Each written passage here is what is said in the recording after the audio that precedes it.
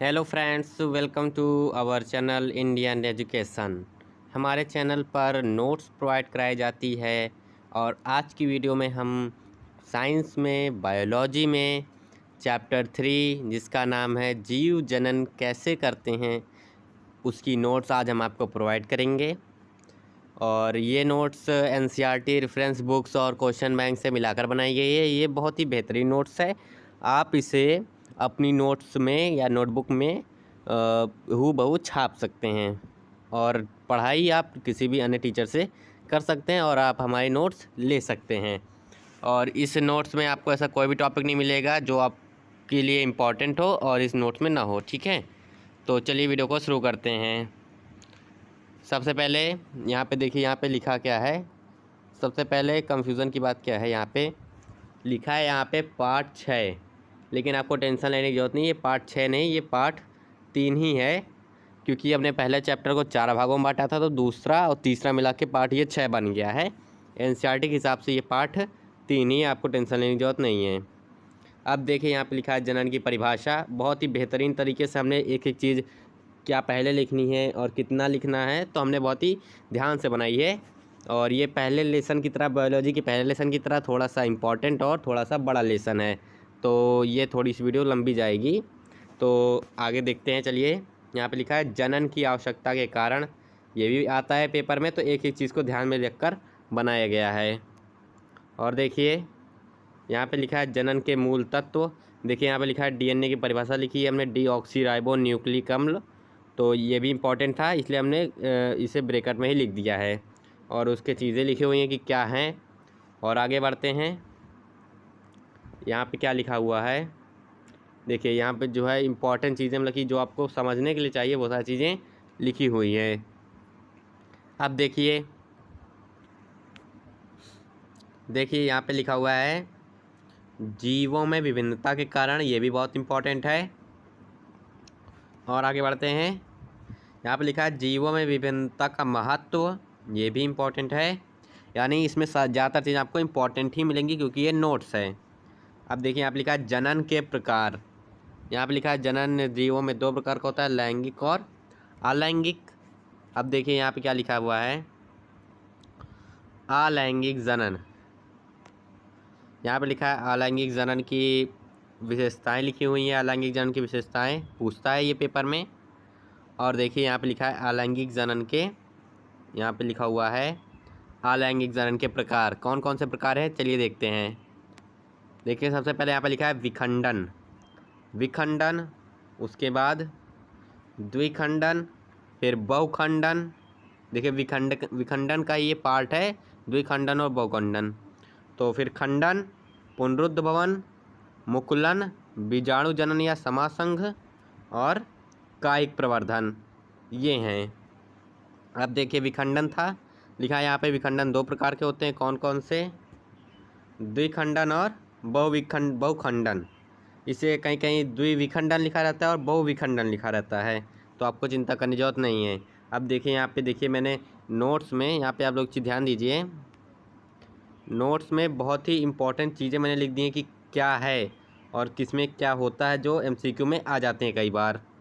और आगे देखते हैं। यहाँ पे देखिए फिगर बनाया अमीबे का और यहाँ पे प्लाज्मोडियम का फिगर बनाया, यानी उदाहरण सहित हमने सभी का 2-4 उदाहरण दिए हैं जो कि इम्पोर्टेंट बहुत ही ज़्यादा हैं। यानी आपको इन उदाहरणों को ही लिखना है, ऐसा नहीं कि आप अपनी बुक से उदाहरण लिख लीजिए।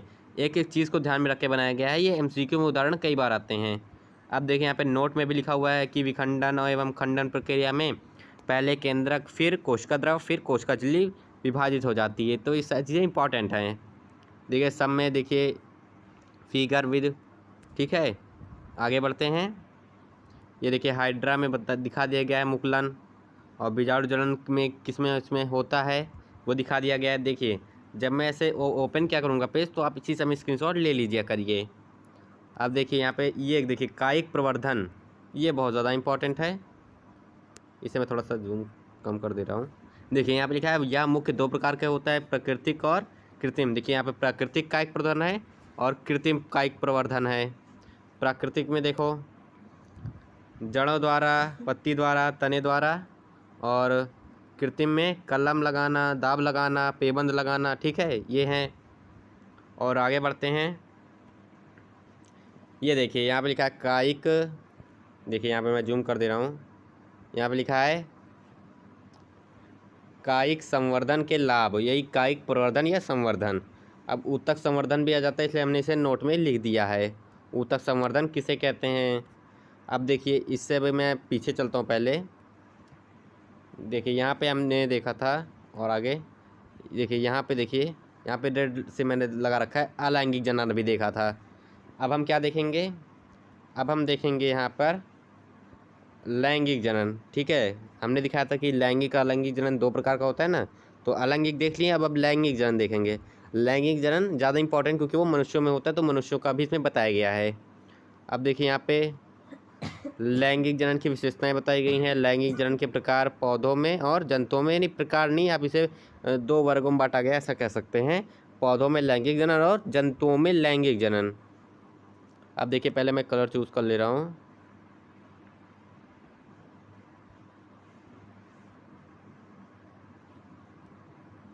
ठीक है, अब देखिए लिखा है यहाँ पे पुष्पीय पादपों में लैंगिक जनन। पुष्पीय पादपों में लैंगिक जनन, ठीक है, ये दिया हुआ है। थोड़ा और छोटा कर दे रहा हूँ।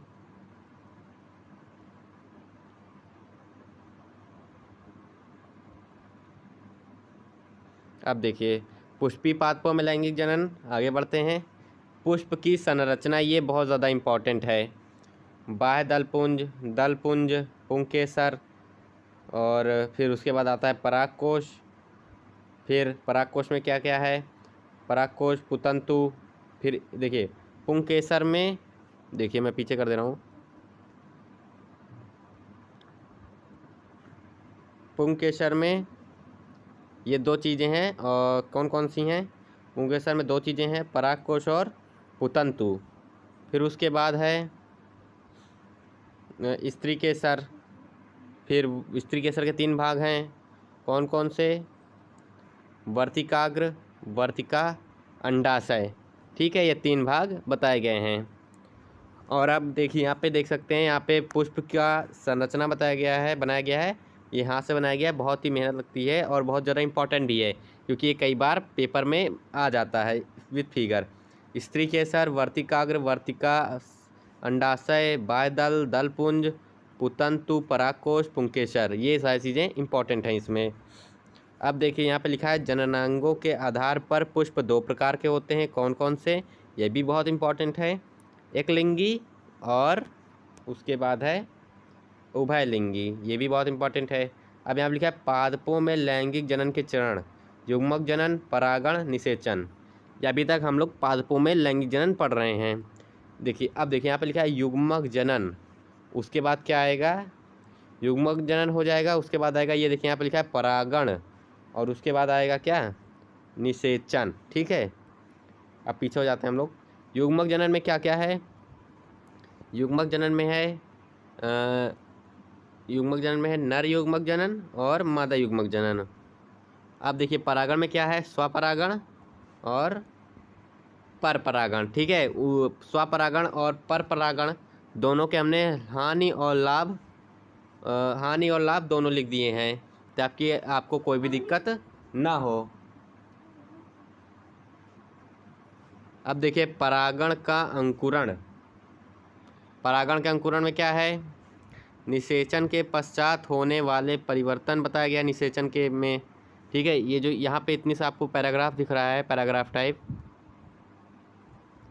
देखिए यहाँ पे दिख रहा है ना आपको, ये पैराग्राफ में 5-6 लाइन में कुछ लिखा हुआ है, ये बहुत ज़्यादा इंपॉर्टेंट है। यानी आपको इसमें तो इंपॉर्टेंट सारी चीज़ें हैं, और सारी चीज़ें खुद से बनाई गई हैं, कई सारे बुकों को पढ़ के बनाई गई हैं, कि आपको कम से कम शब्दों में बड़ी से बड़ी चीज़ आपको बता दी जाए। अब देखिए यहाँ पे लिखा निषेचन के पश्चात होने वाले परिवर्तन, ये भी बहुत इंपॉर्टेंट है, ये कई बार आता है। कौन कौन से परिवर्तन होते हैं निषेचन के बाद? ठीक है, अब देखिए यहाँ पे लिखा क्या है? यहाँ पे लिखा है परागण और निषेचन में अंतर बता दिया गया है। 1 2 3 4 5 अंतर बता दिए गए हैं परागण और निषेचन में। अब देखिए जंतुओं में लैंगिक जनन, द्विलिंगी और एकलिंगी, यानी एक युग्मकों के निर्माण के आधार पर जंतु दो प्रकार के बताए गए हैं, द्विलिंगी और एकलिंगी। अब देखिए अभी तक हम लोग पढ़ रहे थे क्या, अभी तक हम लोग पढ़ रहे थे, मैं बैक हो जाता हूँ। अभी तक हम लोग पढ़ रहे थे पुष्पीय पादपों में लैंगिक जनन, और अब पढ़ेंगे मानव में लैंगिक जनन। नर युग्मक जनन, मादा युग्मक जनन, यानी नर युग्मक शुक्राणु होता है और मादा युग्मक अंडाणु होता है। अब देखिए यहाँ पे लिखा है किशोरावस्था की परिभाषा लिखी हुई है, यौनारंभ की परिभाषा लिखी हुई है, द्वितीयक लैंगिक लक्षण बताए गए हैं पुरुष के और स्त्री के, लिंग हार्मोन, यानी इसमें आपको सारी चीज़ें, सारे टॉपिक, सारे हेडिंग मिल जाएंगे। लिंग हार्मोन में नर लिंग हार्मोन और उसके बाद मादा लिंग हार्मोन। और यहाँ पे देख सकते हैं अब आया, देखिए एक और चीज़ इम्पोर्टेंट है, ये मानव जनन तंत्र, नर जनन तंत्र, और आगे बढ़ेंगे इसमें आगे दिखेगा और मादा जनन तंत्र, नर जनन तंत्र और मादा जनन तंत्र। नर जनन तंत्र में क्या है, वृषण है, अधिवृषण है, शुक्रवाहिनी है, शुक्राशय है, स्खलन नलिका है, और मूत्रमार्ग है, शिशन है, सहायक ग्रंथि और शुक्राणु है। ठीक है, ये है नर जनन तंत्र। अब देखिए यहाँ पे फिगर भी बना हुआ है नर जनन तंत्र का।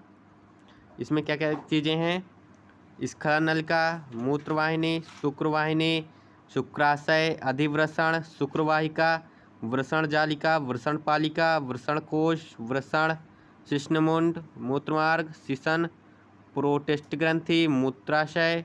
ठीक है, इतनी सारी चीज़ें लिखी हुई हैं इसमें, यानी आपको एक ही फिगर में सारी चीज़ें आपको दिख जाएंगी। ये भी हाथ से बनाया गया ये फिगर। अब देखिए यहाँ पे क्या लिखा हुआ है, अब आ गया क्या, मादा जनन तंत्र में निम्नलिखित अंग पाए जाते हैं, क्या क्या हैं, अंडाशय और गर्भाशय, योनि, बाह्य जननांग, सहायक ग्रंथियाँ। ठीक है, इतनी सारी चीज़ें इंपॉर्टेंट बताई गई हैं, और अन्य बुकों में आपकी कई सारी चीज़ें इंपॉर्टेंट बता दी जाएंगी, लेकिन वो उतनी इंपॉर्टेंट होती नहीं है। जो इंपॉर्टेंट है वो इस नोट्स में आपको ज़रूर मिल जाएगी। अब देखिए यहाँ पे फिगर है मादा जनन तंत्र का, गर्भाशय गुहा, झल्लरी, अंडाशय, डिंब ग्रंथि, ग्रीवा, योनि, गर्भाशय, अंतःस्तर और बाह्य स्तर, और ये सारी चीज़ें दी हुई हैं, मतलब कि कितने सारे देखिए, पेशी स्तर है, अंतःस्तर है, और परिगर्भाशय या गर्भाशय बाहर जो ऊपर पार्ट होता है।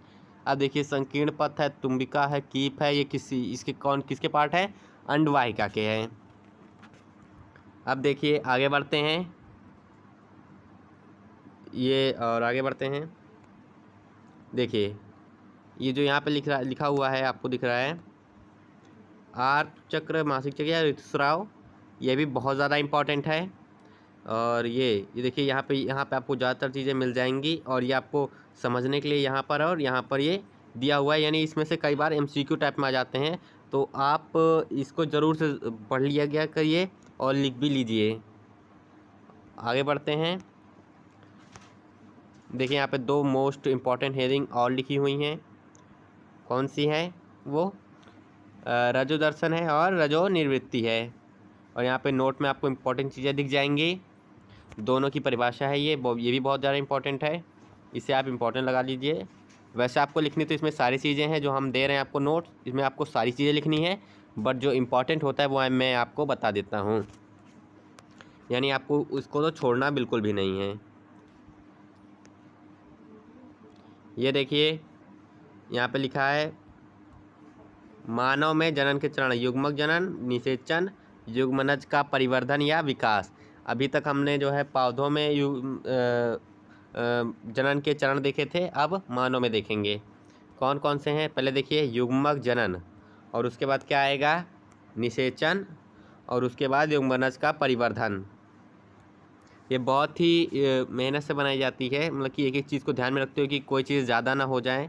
नर में युग्मक जनन, और उसके बाद मादा में युग्मक जनन, 5-6 लाइन में है, बहुत ज़्यादा इंपॉर्टेंट है, इसमें आपको सारी चीज़ें मिल जाएंगी। और ये निषेचन क्या है, कैसे क्या होता है, वो पूरा लिखा हुआ है। युग्मनज का परिवर्धन कैसे क्या होता है, देखिए यहाँ पे देख सकते हैं एक चीज़, देखिए यहाँ पे लिखा हुआ है क्या, पहले मैं इरेज कर दे रहा हूँ इसे।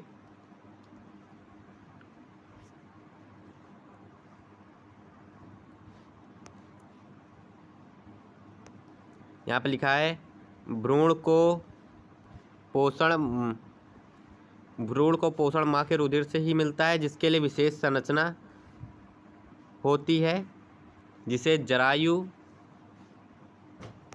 देखिए यहाँ पे लिखा है जिसे जरायु कहते हैं, या फिर अपरा, या फिर आवल, या फिर गर्भनाल, या फिर प्लेसेंटा। ये प्लेसेंटा सबसे महत्वपूर्ण नाम है, मतलब कि बहुत ज़्यादा फेमस नाम है प्लेसेंटा। ये शायद और इसी के नाम आपको अन्य मिल जाएंगे जो इतने फेमस नहीं हैं। और जुड़वा बच्चे होने की स्थिति बता दी गई है कि कहीं कोई हो सकता है आ जाए, इसलिए वो स्थिति भी बता दी गई है यहाँ पे कि किस कारणवश जुड़वा बच्चे जन्म लेते हैं।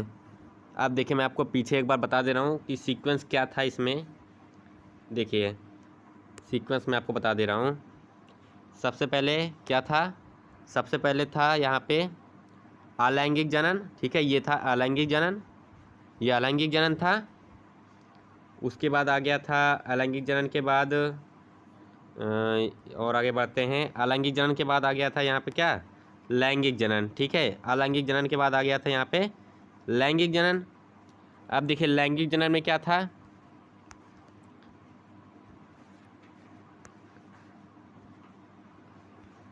लैंगिक जनन में क्या था, देखिए यहाँ पे पुष्पीय पादपों में लैंगिक जनन, यहाँ पे पुष्पीय लैंगिक जनन के अंतर्गत था पुष्पीय पादपों में लैंगिक जनन। और उसके बाद था, आगे बढ़ते हैं, उसके बाद था और आगे बढ़ते हैं पुष्पीय पादपों में लैंगिक जनन। उसके बाद था मानव में लैंगिक जनन, मानव में मतलब कि जंतुओं में लैंगिक जनन, ठीक है, पुष्पीय पादपों में लैंगिक जनन, उसके बाद जंतुओं में लैंगिक जनन। अब देखिए यहाँ पे जंतुओं में लैंगिक जनन के बाद क्या था, जंतुओं में लैंगिक जनन के अंतर्गत था मानव में लैंगिक जनन, ठीक है, जंतुओं में लैंगिक जनन के अंतर्गत था मानव में लैंगिक जनन और मानव में लैंगिक जनन। उसके बाद देखिए मानव में लैंगिक जनन, अब देखिए मानव जनन तंत्र बताया गया था। अब मानव जनन तंत्र में क्या था, नर जनन तंत्र, मानव जनन तंत्र में था नर जनन तंत्र और था मादा जनन तंत्र, ठीक है। और आगे बढ़ते हैं, और मानव में जनन के चरण बता दिए हमने। देखिए अब आ गया एक और इम्पॉर्टेंट चीज़, हेडिंग, मैं कलर दूसरा चूज़ कर ले रहा हूँ। अब देखिए यहाँ पे आ गया क्या, जनन स्वास्थ्य, जनन स्वास्थ्य आ गया, किसे कहते हैं, यौन संचारित रोग हैं। और आगे बढ़ते हैं हम, और देखिए कौन कौन से इंपॉर्टेंट हैं। देखिए उपार्जित प्रतिरक्षा न्यूनता संलक्षण, एड्स इसे कहते हैं, फिर उपदंश, फिर सूजक, और उसके बाद है जननांग हर्पीज़, ये इम्पॉर्टेंट हैं। और देखिए एड्स बहुत ज़्यादा इम्पॉर्टेंट है, इसलिए आपको ये बड़े काफ़ी विस्तार में दिखेगा। HIV का संरक्षण, HIV की रोकथाम एवं उपचार, ये एड्स का ही एक HIV है, उसका मतलब कि एड्स एक बीमारी है और HIV भी एक बीमारी ही है, बट ये इसके अंतर्गत आता है HIV। आप देखिए उपदंश, जिसे इंग्लिश में देखिए यहाँ पे कई बार लोग इंग्लिश में ही नाम जानते हैं सिफिलिस, लेकिन लोग उपदंश को हिंदी में कहते हैं गोनोरिया, इसको हिंदी में सूजक कहते हैं। और सभी के रोकथाम एवं उपचार लिखे हुए हैं, ये भी आ जाता है पेपर में, इसलिए इसे भी हमने लिख दिया है। अब देखिए यहाँ पे लिखा है जननांग हर्पीज, देखिए आपको इसमें याद क्या करना है, अगर बहुत ज़्यादा आपको लग रहा हो, आपको मैं इम्पोर्टेंट ये बता दे रहा हूँ।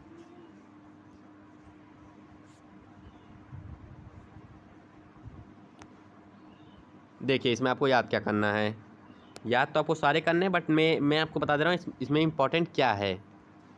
देखिए यहाँ पे जो आपको लिख रहा है, एड्स एक संक्रामक बीमारी है जो ह्यूमन, यहाँ पे जो आपको दिखाई दे रहा है, जो ह्यूमन इम्यूनो डिफिशियंसी विषाणु से होती है। देखिए एड्स एक बीमारी है और HIV एक विषाणु का नाम है, तो ये किससे होती है, ह्यूमन इम्यूनो डिफिशियंसी विषाणु से होती है, ये आपको ज़रूर याद करना है। और क्या याद करना है, देखिए ये उपदंश एक बीमारी है और ये ट्रैपिनोमा पैलिडम से होती है, ये भी आपको मतलब कि ये बीमारी किससे होती है, ये आपको ज़रूर याद रहना चाहिए। अब देखिए यहाँ पे देखिए सुजाक की बीमारी है जो कि निसेरिया गोनोरिया से होती है, ये आपको जरूर याद रहना चाहिए।